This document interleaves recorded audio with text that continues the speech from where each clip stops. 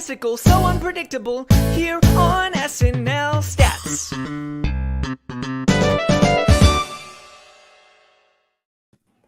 Oh man, we are talking SNL Stats bonus coverage, episodes 7 and 8 of the final season of Brooklyn Nine-Nine. The finish line is right there, and we're starting to see how it's all going to come together. Super excited to talk it over with our panel and with those of you watching it live with us, right? So if you're watching the show live right now, if you just watched Brooklyn Nine-Nine air, make sure to throw your comments in the comment section. We'll get to them. We want to hear from you. So we're so excited. Like I said, the finish line is coming. So I want to hear from our panelists. Before I introduce our panelists, I do have a question for you during introductions, all right? I don't want you to incriminate yourself, but I want to know how you have consumed Brooklyn Nine-Nine this last season and kind of Brooklyn Nine-Nine in total, because I have a follow-up question that's coming to you. All right. But let's get around to it. First things first, I'm Andrew Haskell. You might know me from the Superfan takeovers or from some of the round tables that we have done during SNL season. And now for our panel, I'm super excited. This is my first show with this panelist. So super excited to see how we flow and see how things go. Amanda Mitchell. Amanda, how you doing? I'm happy to be here. It's a Thursday. It's the best day of the week. I'm so happy. I'm so happy to be talking about the show. I have a lot of thoughts about not this week's episodes, but what's occurring in the next few weeks. I have a lot of feelings about that. I'm very happy to be here. But yeah, absolutely. There's definitely some stuff going. My question to you before we move on: how have you consumed Brooklyn Nine-Nine? Broadcast? Did you binge it? Stuff like that. So I was lucky enough, actually. So I'm back home in Brooklyn in my bedroom right now. But I was at home in Michigan for the last 2 weeks, and my mother still has cable. Thank God, bless her, bless her. We're very lucky to have her. So I was watching it on her little old cable account, like it was 1997. Must see TV on a Thursday. And then this week I have Hulu plus live TV, so I watched it this way. So all right. Yes, legally. I might be the only 26-year-old in the country that still pays for cable. I love my cable. But speaking of Michigan, great chance to throw it over to our other panelist. I know he's a Michigan boy. He's my guy. I can't believe John allows us to get together and do these superfan takeovers with Haynes and Bill. We have so much fun doing it. He's one of just my favorite people involved in this entire network. It is the Sammy Kay. Haskell, what an introduction. Really great to be here. Amanda, after the show, we're going to have to do some Michigan talk. And, this is a great revelation. But yeah, no, really great to be here tonight.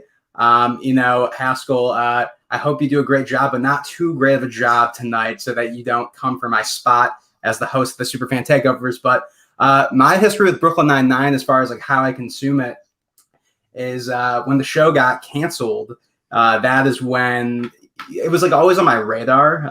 It first came out when I was like a freshman in college. So like, I wasn't like on Thursday nights, like watching TV, necessarily. So I kind of missed the boat when it first started. And then kind of when, Mark Hamill and Seth Meyers and people are tweeting about like save Brooklyn Nine-Nine, that's when I got on the bandwagon when NBC picked it back up. So I binged all of season 6, I think, or not season 6, all 6 seasons about 2 years ago. And then last year for season 7, I think, or season 6 and season 7, those are the NBC seasons, right? I don't think I watched those week to week. I think I binged those too. So this is a show that I've always binged. This season in particular, I watched the premiere live. I just happened to be home and my parents have cable, so I watched it live. And then yesterday I binged the rest of the season. So it was a kind of a mix of how I, used to consume the show when I first watched it and how I've been watching it now. So it was interesting to watch it live tonight and see like what kind of commercials are on TV these days, because I don't watch any live TV. So, looking forward to talk about all that tonight. And I know we're the same age, so you're a classic millennial. I know you're not a live TV guy, but we will come back to that in a minute. But allow me to introduce our final panelist of today. You can see her all over SNL Stats, doing roundtables, doing bonus coverage. She will pinch hit on SNL Superfans Takeover. She's handling everything behind the scenes pretty much. And I recently learned she is a connoisseur of cauliflower crust pizza. You might even see her enjoying some of it through the episode today. I don't know. But please welcome in Nicole Rovine. That was such a great introduction. I feel like you tapped into so many things that are integral to who I am, mostly just the cauliflower pizza. That's very, I love that. And it is next to me. So you guys might see me eating that quietly over here. But I am so excited to talk about the episode, my history with it. I kind of watched it here and there over the years, like while it was on, but I wasn't fully immersed in it. And then over the like peak pandemic a year or so ago, I binged the whole thing. Took me like 3 or 4 days, like really breezy, really fun.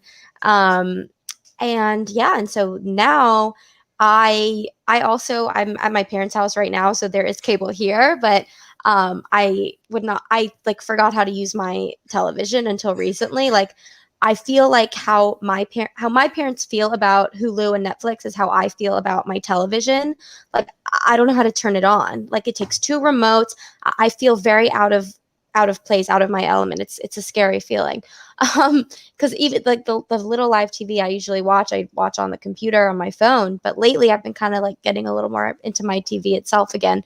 How I watched tonight though is I was on my phone a little bit with shaky Wi-Fi. I thought I could multitask like a true millennial Gen Z cusper that I am. I was like, I could watch on my phone. I could go get my pizza. I could do my whole thing.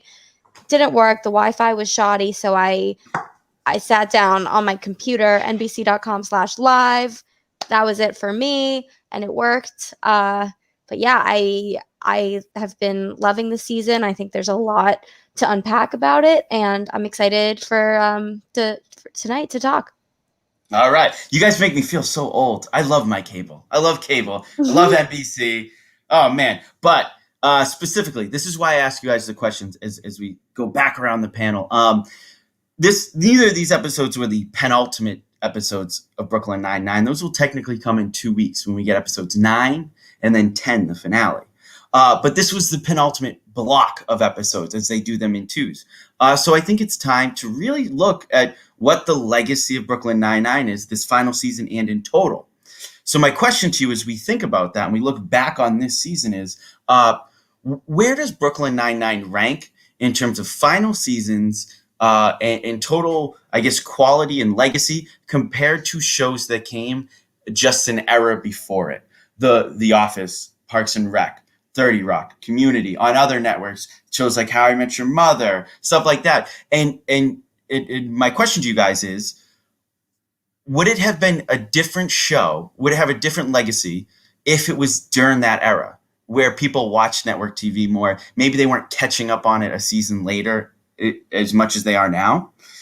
So what are your thoughts on that? Amanda, I'm going to go to you first. Yeah. Okay. First of all, I just need to point out the moral injustice before I start on anything, that this show is not ending on September 9th. Like, I have to say it. Like, the fact that we are not ending on 9/9, Brooklyn Nine-Nine is not ending on 9/9. It was so easy. It was that easy. You guys, it wasn't difficult. You guys had it. But anyway, before I get all dramatic about my normal things, I love a series finale. I love a pilot. I think a series finale is much harder to get right than it is to do well, I think, because most of them are very disappointing. I recently rewatched all of How I Met Your Mother, actually, since you mentioned it. And that final season is bad. Like, it's just because they just waste so much time on things that they don't need to. And the thing I'm loving so much about this last season of Brooklyn Nine-Nine is that it seems like they've learned all of the lessons of final seasons prior, and they're not wasting any real estate. Every single character is getting a focus. The only person who hasn't is Terry, which I think is a little odd, but we'll see if next week, if that comes into play. But I think it's a 2-parter. But like, every single character has had their moment of just like pure in the sun. Like, I don't think we're going to see Gina. I don't think Gina's coming back. But I think in terms of the lexicon of major series finales and final seasons, this show is knocking it out of the park. They're not wasting any time. And I deeply appreciate that, because 30 Rock, they wasted so much time, especially with the condensed episode count. And The Office, I think, wasted a little bit of time in that last season. The christening episode could just be thrown in the garbage. I think there's a lot of, that's how I feel about it. Yeah. I just think they're not wasting any time, and I really appreciate that. That's good, solid, tight writing. And Amanda, quickly on your September 9th 9/9 thing, would you have had Brooklyn Nine-Nine end as the lead out to Sunday/Thursday night football, the NFL kickoff? Would you have stuck it after football to make that work? Yes. All right. If they do it for the Super Bowl. I just don't understand. It's perfect marketing things. I said it in my last time I was here. I said, I think it's an injustice that the show is not ending on a nine episode, 9th season. And again, it was so easy there. It's even easier here. And it feels like they deliberately did it so it would end on this day. And NBC said 9. Next. I mean, it goes to show you, in this country on network TV, football is king. And I'm upset. It's upsetting. Nicole, how about you? What do you think about this legacy of this show, especially compared to maybe if it had aired 5-6 years earlier? Yeah, it's interesting. I mean, the show, something that I think it was you, Amanda, on an episode a few weeks ago, you said this show is one of the last kind of sitcoms that has these running jokes that are so sacred and that kind of take an extra appreciation when you watch it over time, compared to this binge era where long running jokes don't carry the same kind of sentimental value and the same just importance. So I think it has done a good job of transcending its time in that regard. It has these long running jokes that feel like they've been going on a long time in a way that current shows don't really have. So I think that's good. I don't know if we would regard it as highly if it were in a time where that were more appropriate. If it were in 5 or 6 years ago where it was more common to have these long running shows, I don't know if we would appreciate that the same way. I also think that the show, I mean, I'm comparing it even to the generation before, 5-6 years ago, and then the Friends and the Seinfeld of 20 years ago. I think that when a show exceeds 5 or 6 seasons, there needs to be a lot of evolution and change in order for it to feel fresh and new. And I don't know that this show has had enough change in order to kind of sustain itself. I feel like a lot of the plot lines we're having, some are great, but some feel like they could either they've happened already or they wrote themselves, and it doesn't feel like we're kind of being challenged as the viewer. It feels very comforting, which the show thrives on. But I think that by season 8, I'm sort of and I think it would have been great if it were season 9, but I would have liked to see a little more change and a little more heart drops, in terms of, oh my gosh, they're going to do this. I think that for no major character to have quit the 9/9 and all this time until perhaps the end, which we'll get to, it feels unrealistic and also not conducive to sort of freshness. And so, I mean, that's kind of my take. It was a lot of things at once, but yeah, especially in this last season, Rosa quits, but she's also still there all the time. Jake's suspended, but maybe he's still around, and we'll get to that more later in the episode. Hitchcock and Sully are separated, but they're not really separated. So I definitely see what you're saying. Sammy, do you have anything to build off of that? I would say that you're talking about how this show would have done in the past era. I mean, that past era for me, just to speak personally, that was my thing. The comedy night done right. In high school, you'd find me every night, every Thursday night, waiting for that block of shows to come on. And I think the reason why those shows have such a great legacy is not only because they were great shows, but because they were surrounded by all these other modern classics of TV sitcoms. And just the history of this show in particular, it was on Fox for 5 years, and nothing comes to mind as like what that lineup was like, you know, as far as like the shows that, you know, it found itself on the schedule with. And then, you know, it's just like a really interesting situation for me because, you know, how I engage with Brooklyn Nine-Nine is that I binged it, you know, like 2 years ago, and I really enjoyed my time watching it. But it's a show that I think because I binged it is not one that I necessarily like, you know, put on in my rotation of shows like The Office or Community or 30 Rock or Parks and Rec. And I do think because it's like almost like caught in the middle of this network TV streaming thing. Like for some people, it's purely a streaming show that's on Hulu the next day or NBC or NBC.com or Peacock.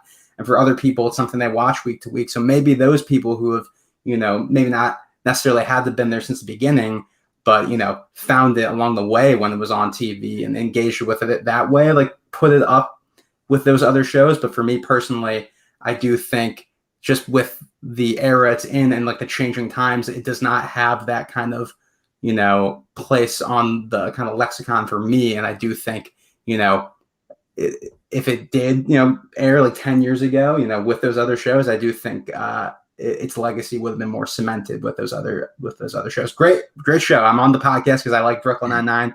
I like Andy Samberg. I love the cast. I love Mike Schur, but you know, there's just a special thing that's missing. And I am curious if it's because of the way it's consumed or I consumed it. Yeah. And just for, you know, us very old 26-year-olds who watch television week to week, like the history of Brooklyn Nine-Nine, it actually started airing with Dads. If anybody remembers Dads, it was a live action. It was Seth MacFarlane put it out. Seth Green was in it. It was terrible. I love Seth MacFarlane. I love Family Guy. Dads was terrible. Brooklyn Nine-Nine was eventually paired with New Girl for a time. It was moved to Sundays with Last Man on Earth and the Animation Domination lineup. Then being canceled by Fox, it comes on to NBC. It's this big homecoming, and then it never really finds a spot. It feels like the anchor to this new Thursday night lineup. Brooklyn Nine-Nine, Superstore, Will and Grace was back, and now in 2 weeks, all three of those shows will be off the air. That Thursday night lineup never quite rebuilt. Brooklyn Nine-Nine was essentially a mid-season replacement show for NBC for its entire run until now. It's a summer. I don't want to call it a burn off because I want to be respectful to this show because, like you guys, I still love the show. I still think it's a great show, but it just had this wonkiness to its schedule that I don't think would have happened years ago. But with that being said, just to interject real quick. Do it. Not to step on your toes, but I do think it is, you know, important to note that. And you guys can fact check me on this. I am pretty sure that NBC does not have any comedies on the schedule like this year, like this fall schedule, which I think is another thing that kind of adds to the whole, you know, context of it all. You know, it's just it's a different time. Yeah, basically, effectively, NBC has relegated all of their sitcoms to Peacock, like Girls Five Eva, AP Bio, which is back now, the Ed Helms show. All of those are all sitcoms that you would think would be fit into the Thursday night lineup, and they are all relegated to Peacock, which is not a bad thing, but it's basically them forcing what would be the commodities to. They're like, you can watch Christopher Maloney on Law and Order XYZ, or you can go to Peacock and watch reruns of Parks and Recreation. We have The Office. We have The Office. Do you know that? We have The Office. I mean, SNL is basically the last comedy standing, which I think is also really interesting. We will see later this year. We will see some comedies come back, like Mr. Mayor, Keenan, with some SNL connections. But this fall, they're holding their comedies for mid-season replacements. But let's jump into this episode because we got some comments in our chat asking us for some predictions for next week. So before we get to next week, let's get through these episodes. Let's talk about this first episode. We're hanging out with the Boyles. Right, we're jumping on in. We got a little bit of a Knives Out situation. Plus, we got this B plot with some online dating. But first, I want to focus in on this A plot, that this trip to this Boyles farm, which let me just say, Shroot Farm. Anybody? Was that the farm episode of The Office? Final season. We're going to see this family, and we're going to dig deep into it. Like, that's first thing that my mind went to. But Nicole, what are your thoughts on this sort of Pappy Boyle death and investigation?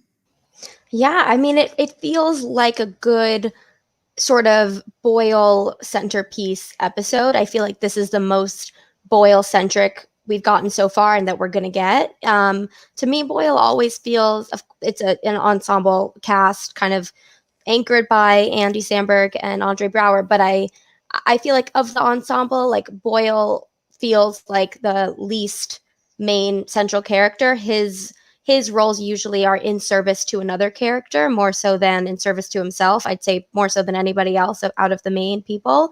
So this was a nice kind of tribute to that character, and of course to the surrounding everything about him. You know, like the family is something that we go back to time and time again with Boyle. So it was a nice way to wrap up that.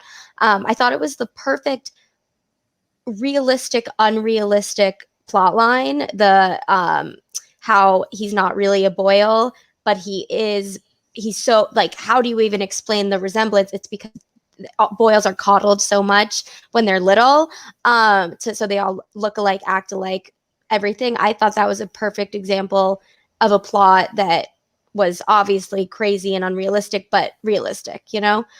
So I was satisfied with that. I thought it was a fun vehicle to give Boyle his own centerpiece episode, where usually he is, you know, Jake's best friend or somebody who is just, you know, so I liked it. Boyle's probably honestly he's one of my lesser favorites. I'm not as I don't laugh as much when he's on the screen as I do when other people are, but I think he deserved this very Boyle centric episode. Awesome. Amanda, anything to build off with that? Yeah, I mean, I'm always glad to see a Boyle showcase. When the episode first started, that cold open, I fully was like, what am I watching? Because I came back and I just turned it on and turned away and started doing things. I turned around and I was like, what is on my television? But then I figured it out, and I love this weird, freaky show.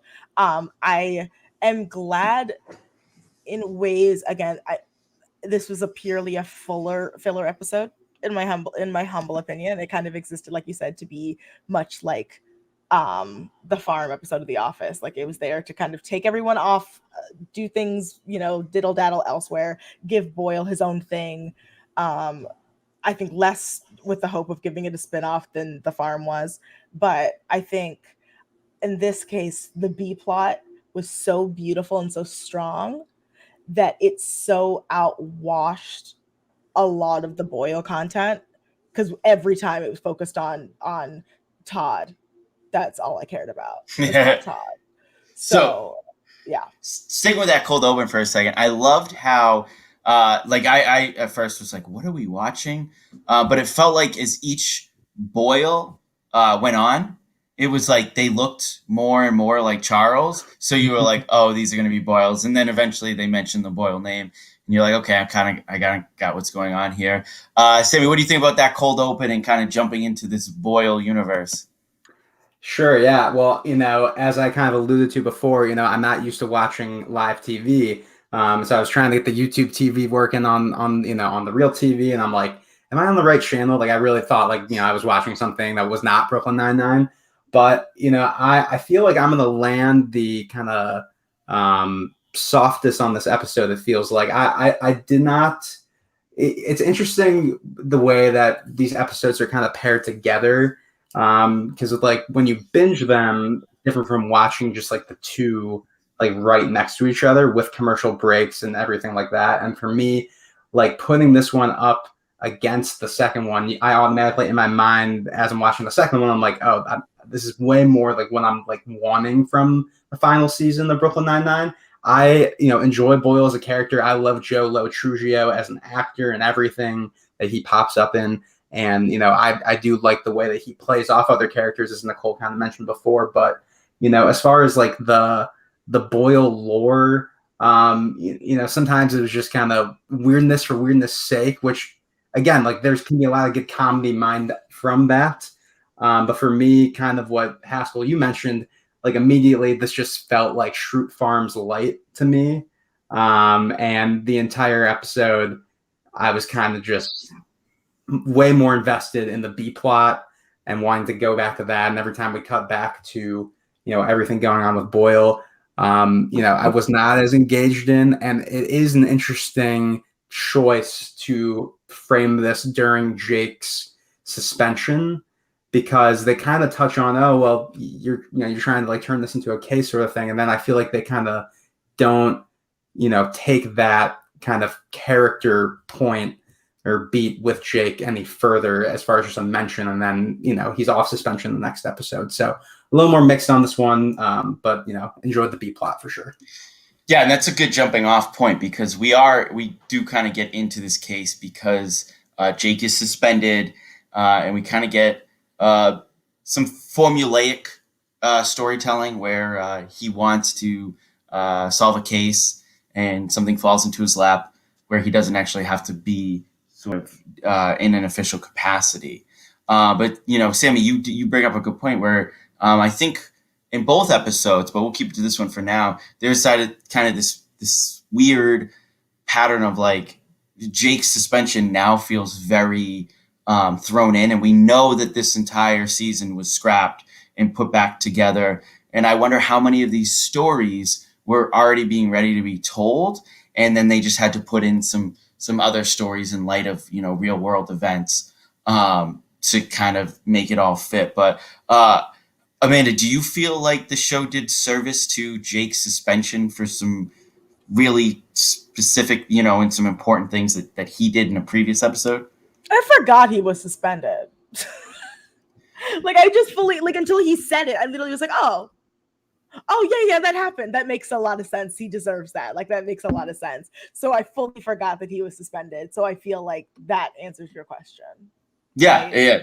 He definitely, and like Sammy said, there's no sort of him trying to sneak around to solve a case. There's no him trying to prove that he isn't trying to solve a case, and maybe Terry would be trying to catch him or something. I don't know. I feel like there was a missing piece there.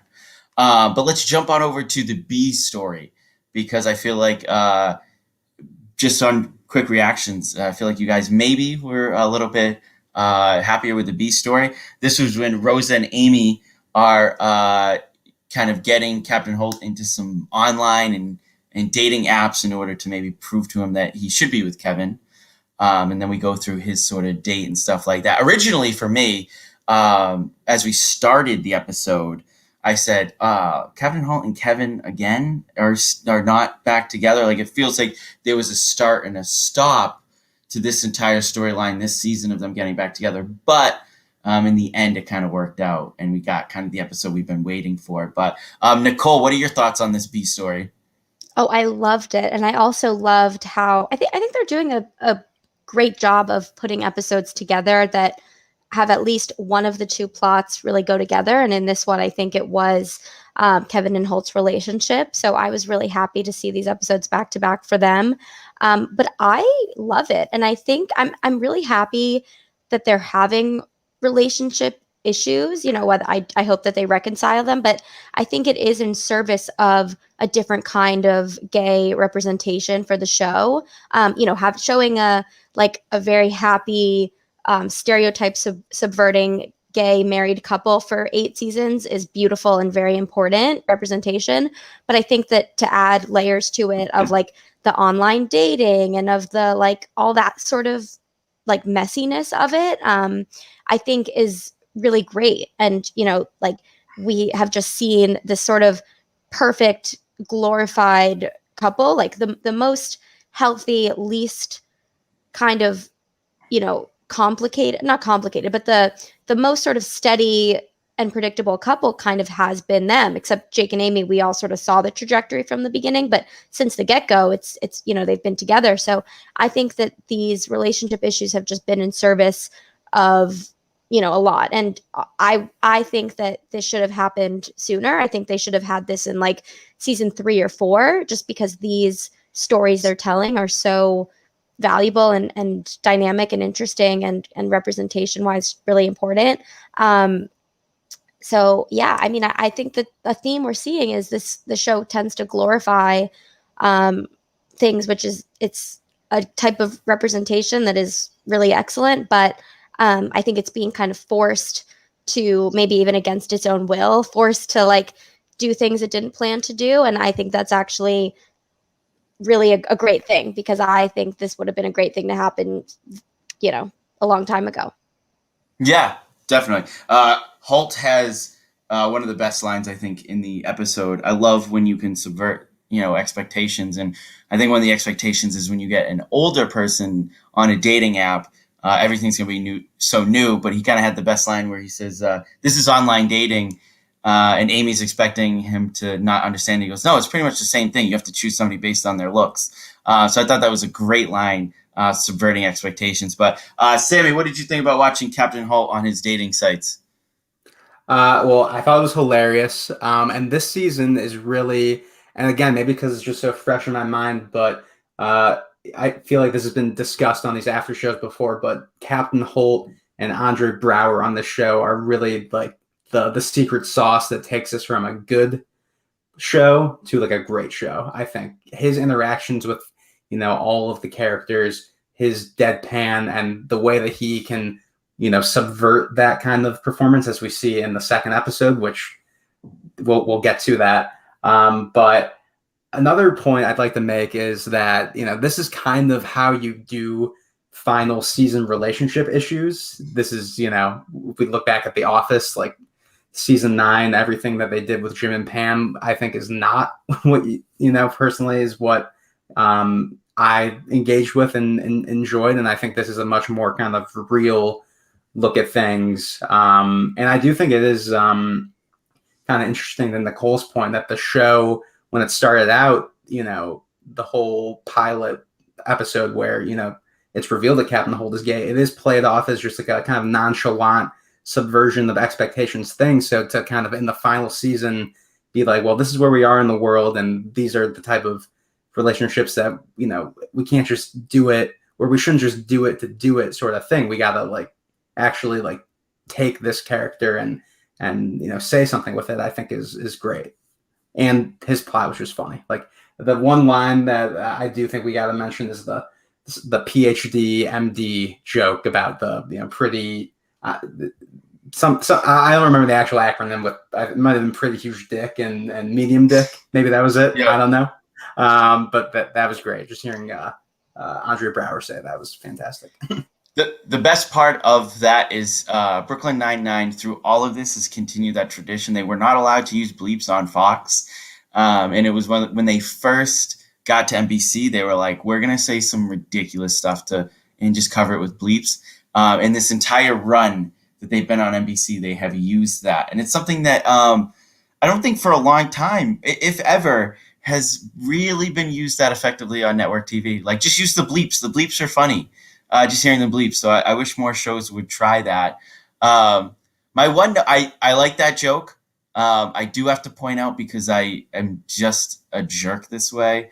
The PhD joke was used in Friends a while back.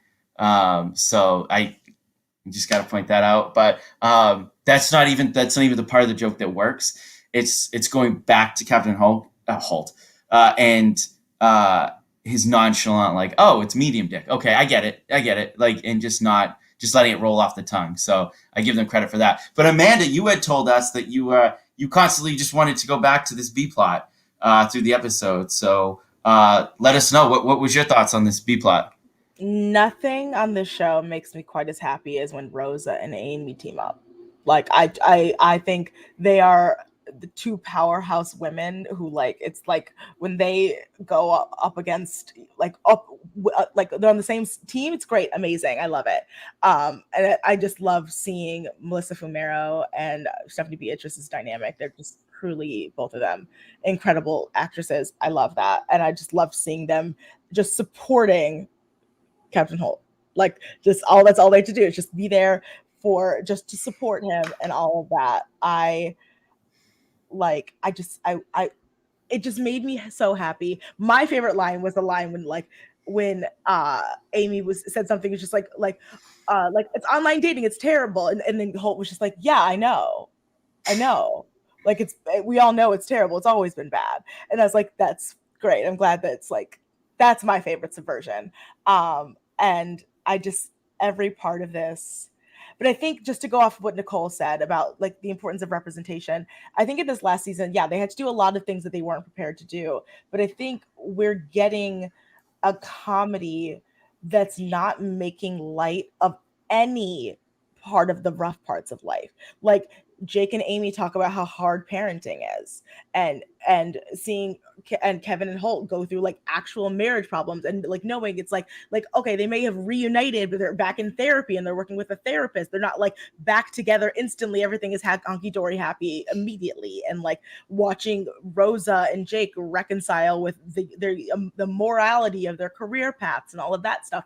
It's a fascinating take on comedy writing, because they're talking about serious topics in a very humorous but also emotional way, and it's so beautifully written. I think in this season, I think they're holding it with such sensitivity that I really appreciate, but they're not making light of it all.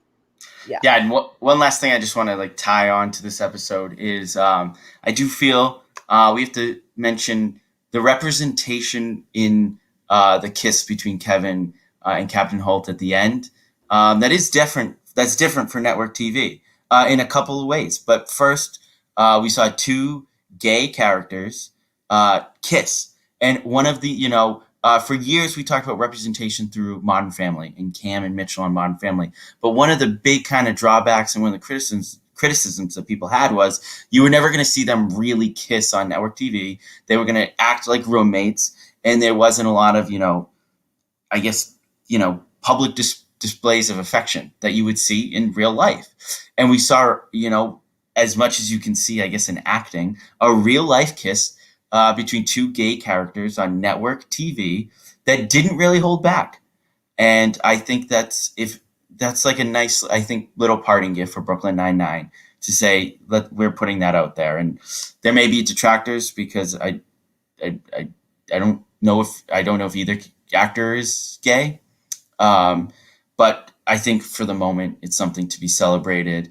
If anybody has anything to add to that, if you don't, we're going to jump over to episode 8. But anybody got anything to add? Yeah, I have just been, even before you said that, I've been comparing this show and how it handles kind of more serious issues to Schitt's Creek. And I think Schitt's Creek takes place in an idyllic little town and not in a police force in New York City. And Dan Levy's whole concept for that show is this like utopia, dystopia kind of thing where things can just be, like these characters can just be. And he talks about, there isn't homophobia. It is sort of idyllic. And I think that Brooklyn Nine-Nine sort of has always kind of wanted to have that same mentality, and it's being confronted with, not necessarily being able to do that in terms of a lot of different issues. But just, I'm so happy that you brought up the kiss, because Dan Levy also has talked about that in interviews. Like when there is gay representation in TV shows, like even if the characters kiss, like the statistics, like the kiss is always shorter than if it's a heterosexual couple, or it's from this angle instead of that angle. And it's like, if you add up all the research, and it's just like, oh my God, like it's crazy. And I was thinking about that, like when I heard the rain coming, when there was going to be that romantic moment in the rain, or when they were, at the altar.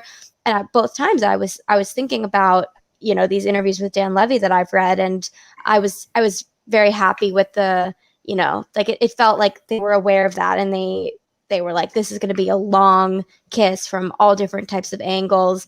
And, it just feels really like intentional, and something hopefully other shows just like take note of, and not become like, I hope that those numbers like, aren't so different going forward of like the heterosexual or homosexual like kisses on TV. It's like, let's like even that out, Yeah, let's even it out, and let's jump to sort of our second episode, where we have a gay renewal of vows in the way that, Kevin always wanted to do it. So in this episode, which I believe was titled Renewals, we do have Captain Holt, announcing that he's going to be retiring from the force. We're hiding it from Amy. And then we have a bit of a MacGuffin situation going on where we're kind of the team is forced into action, against O'Sullivan.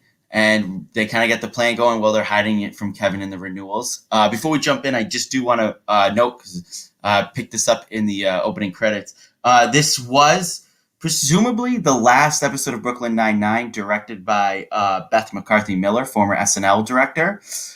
This was her 6th episode of Brooklyn Nine-Nine that she directed. She directed roughly 1 episode per season. That just included last season and the first season. So every season in between that and this, she directed 1 episode during Brooklyn Nine-Nine's run. So she was involved with this episode. We got the cliche, every last season of a show needs a wedding episode. So we got ours today. But Sammy, jump in. Let me know what you think about this 8th episode of the final season, Brooklyn Nine-Nine. Well, you giving us that little tidbit about the director kind of, makes it all make sense to me. That I think this was one of my favorite episodes of the season. This was just classic kind of Brooklyn Nine-Nine shenanigans with everybody on the team kind of contributing to like a common goal sort of thing. Personally, the biggest surprise or most pleasant surprise to me this season has been the inclusion of John C. McGinley as O'Sullivan. I was a big Scrubs fan growing up back in those comedy night done right days. Where has this guy been? Because I think he's still hilarious. He plays a great foil to the team in this season. Probably one of my favorite kind of antagonists that they've had to go against, up against during the entire run of the show. His whole thing with now I'm blanking on it. Who is the musician that he's obsessed with? Billy Joel. It's his whole character. Yeah, that's his whole defining thing. So the fact that I'm forgetting about it. His whole Billy Joel obsession is hilarious. Everything that went on with Terry and Amy, interrogating him about everything going on. His Billy Joel obsession was funny. But for me, the thing that really made this episode work was the Holt and Jake dynamic. We've had so many of those kind of. It almost feels like a buddy cop movie when the two of them are placed together in an episode, and they just play off each other so well. So yeah, just with all the different intersecting plot lines, it wasn't like the first episode for me to where I really just wanted to have them keep coming back to everything going on with Holt, Amy, and Rosa. For me, everything kind of complemented each other, and we weren't staying on one storyline for too long. So I really enjoyed this episode. Yeah. Amanda, O'Sullivan, Holt and Jake being back together, the renewals. What are your thoughts on all of it? I love a wedding. I get very I get very emotional. I was very emotional watching this episode. And even going back into our last conversation, I just have to touch on the fact that it's also very important to mention that this is not just 2 gay men. This is an interracial gay couple. This is a black man and a white man kissing on national television. This does not happen. It does not happen. And it is monumental. And I hope that it gets the applause and credit that it deserves. And sorry, I'm a Cancer, guys, got to get it back. We'll get it. Hold on. Anyway, this is a classic Brooklyn Nine-Nine episode. I think this was my favorite episode of the season. Again, I reiterating what everyone else is saying. There was just so much. There was just so much. Just Amy in that red lip finding out that Holt was retiring, that meltdown, beautiful acting, just everything about it. And her just sitting in the back of that van. I was like, I have been there. I've been that girl. And I'm glad I felt like this season, I think they planted the seeds of Jake leaving the 9-9 earlier in the season. They planted those seeds. But I really felt I was like, there's no way this series was going to end with Captain Holt, with Amy not becoming captain, in my opinion. So we'll see. Yeah, absolutely. I mean, like I said, this episode really showed us what the finish line is going to look like in 2 weeks. It kind of laid everything out for us. Nicole, I'm going to bring you in on, anything that you saw from this episode. Yeah, I have a Cancer Venus in my chart and a few other places, so I also get really emotional about love and affection and things. But I agree. It was, I mean, it's a shame that network television doesn't get as much attention as it did 5-10 years ago, as we talked about, because I think if we were in 2012 and the show was as watched as, its predecessors, like this would be making every headline, and it would be really like beautiful and pervasive across like media. And I hope that it still gets that treatment, even though the show isn't as watched as like a parallel show was 5-10 years ago.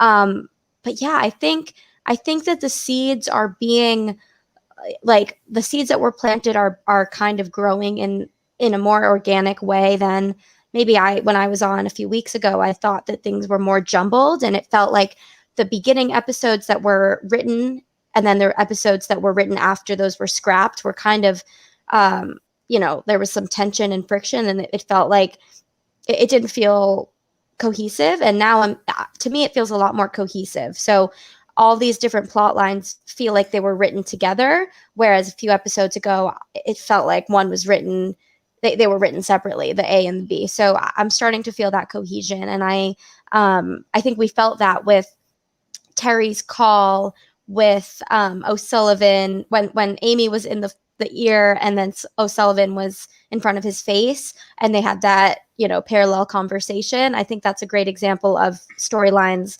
fitting together seamlessly and, giving us a very on the nose kind of parallel to different types of things going on all at once.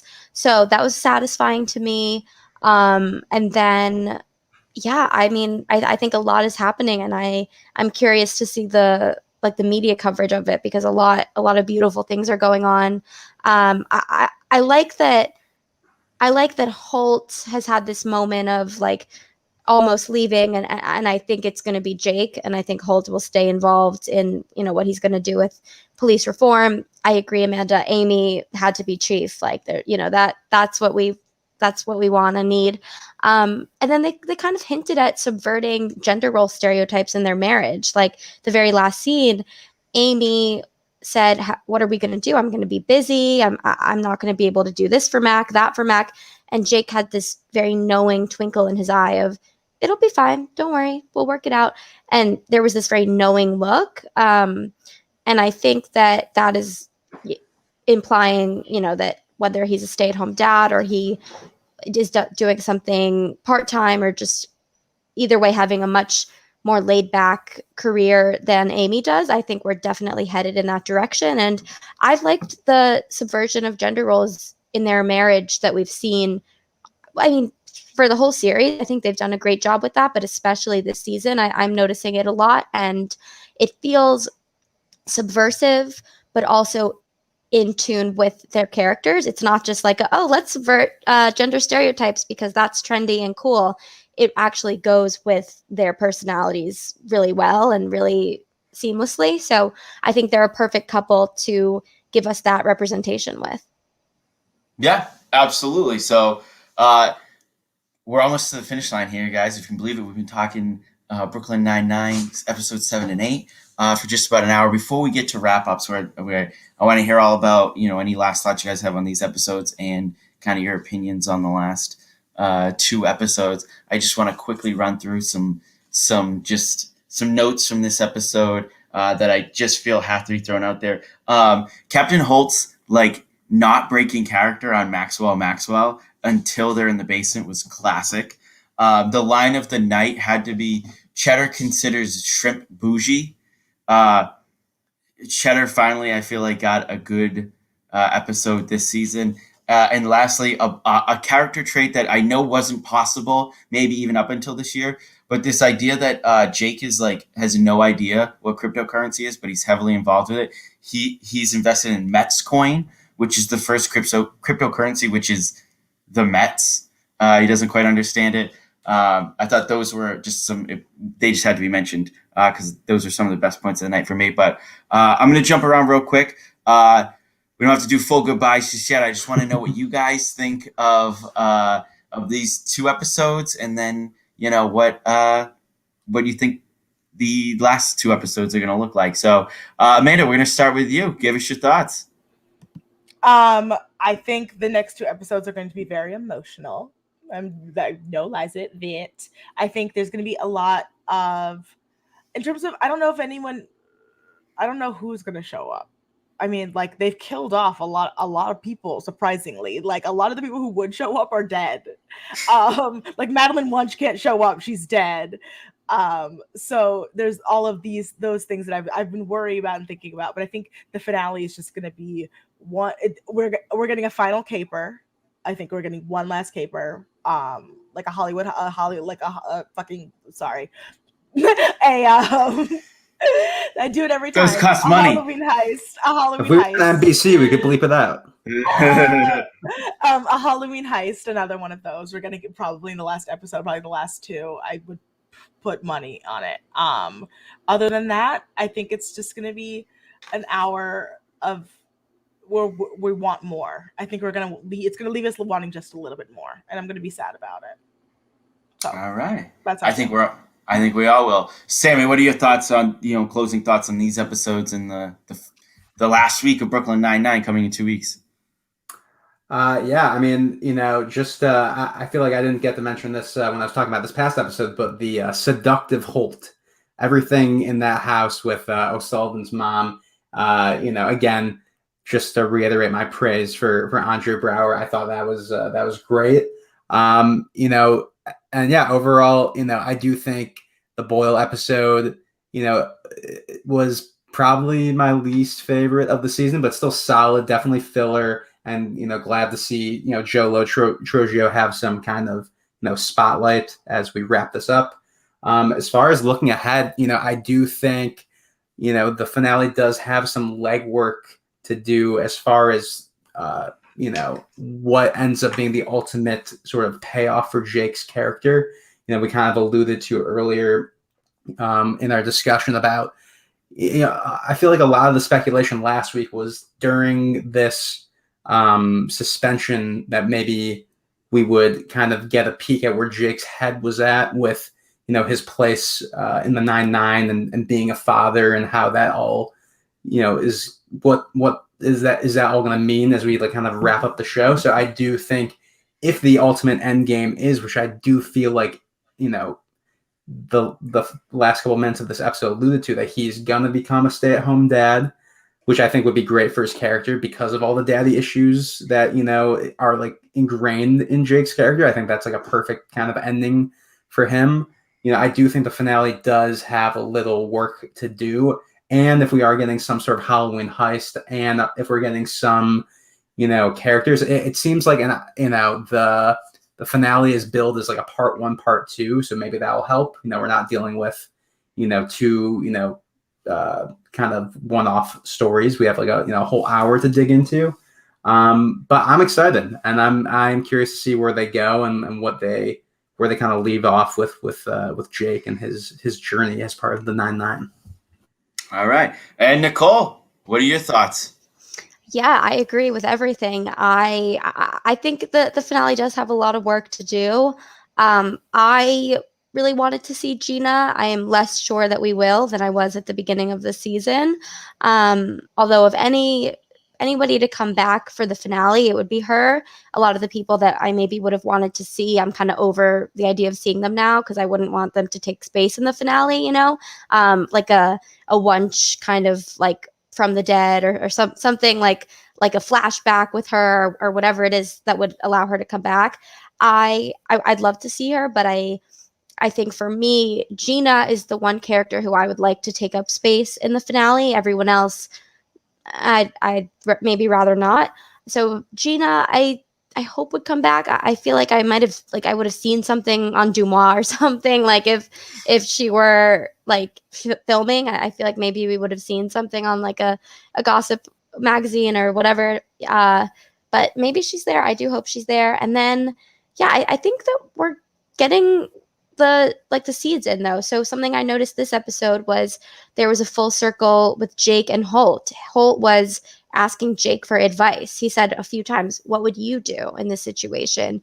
And that felt very full circle. It didn't feel like something that happens all the time. It felt like Holt was, trusting Jake as more of an equal and rather than like, somebody beneath him. So it felt that felt really beautiful. And again, the acting, Andre Brower is like really, I think, carrying the whole show. Andy too, everybody, but he's doing a lot of the heavy lifting here. And the look in his eye when he said, "What would you do?" And Jake to see his father figure trust his advice and want his advice so much, I think was one of the most beautiful moments of the whole last season to me. So that was satisfying. I think we're going to see a little bit more of that in the finale of Jake, people kind of trusting in Jake to give them advice and to make his own decisions and have some autonomy about leaving the 9-9 or, whatever is next for him. So, I'm excited. I don't know what's going to happen. I would be very wildly disappointed if it weren't a heist. I think we can all bet on that one. We'll see. All right. Just for my measure, I do think it's going to be a heist. I do think there's going to be some sort of callback to that first episode with that kind of change in Jake as where he was and then Holt comes up behind him in that first episode. We're going to get some sort of mirror of that at some point. But that's it. Those are episodes 7 and 8 of the final season of Brooklyn Nine-Nine.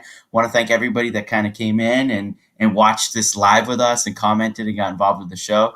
Definitely want to thank our panelists for being involved with this and going to give them a quick chance to plug whatever they got going, where we can find them on social media and stuff like that. So first things first, Amanda, first time getting to work with you on the network here. I had a blast. I'm really hoping that we get to do it again soon. But let all our listeners know where they can find you. Haskell, same thing to you. So lovely. Thank you.